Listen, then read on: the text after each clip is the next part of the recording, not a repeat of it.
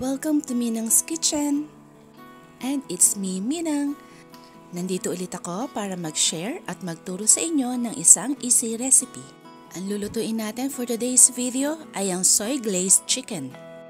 Pero bago tayo mag-umpisa, click mo na yan subscribe button and notification bell for more exciting and delicious recipes.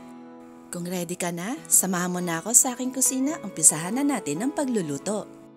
Para sa recipe na ito, ang gagamitin natin ay ang boneless thigh part ng chicken. Hindi natin tatanggalin yung balat. Ito nga palang nabili ko ay medyo malaki, kaya hiniwa ko na siya sa tatlo, pero pwede nyo siyang lutuin ng buo.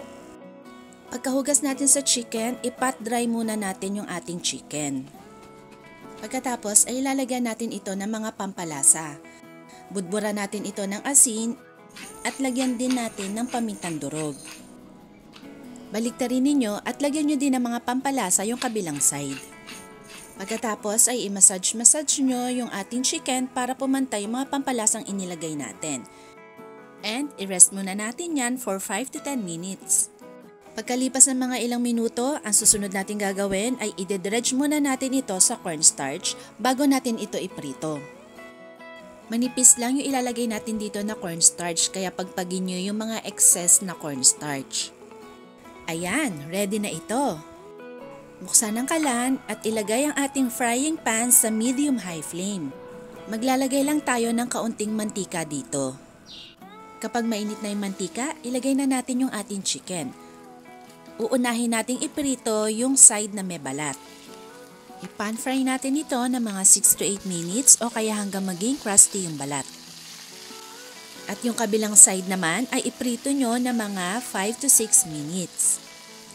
Okay na tong ating chicken, kaya alisin na natin at iset aside na muna natin yan. Iprito pa yung mga natitira nating chicken.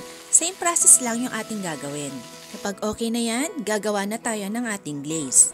Same pan lang yung gagamitin natin. Bago tayo mag-umpisa mag-isa, hihinaan muna natin yung ating apoy.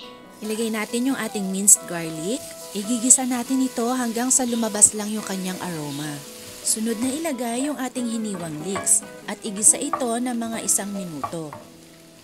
Pagkatapos ay ibuhos na natin yung ating toyo. Maglalagay lang ako ng kaunting tubig. Ilagay na din natin yung honey, 5 spice powder, at ng kaunting chicken powder. Haluin nyo lang maigi para makombine siya lahat. Pagkatapos ay ilalagay na natin yung ating pinan-fry na chicken. So habang sinisimmer natin yan, babalik-baliktarin natin yung ating chicken. Para masigurado natin na mapapantay yung sauce na malalagay natin dun sa ating chicken. Pagpatuloy pa natin yung ating pagsisimmer ng approximately 3 to 5 minutes o hanggang sa makita nyo na medyo tuyo na siya at maging glazed na dun sa ating chicken. Ayan, luto na! Nakakatakam, diba? Ang sarap nito sa kanin.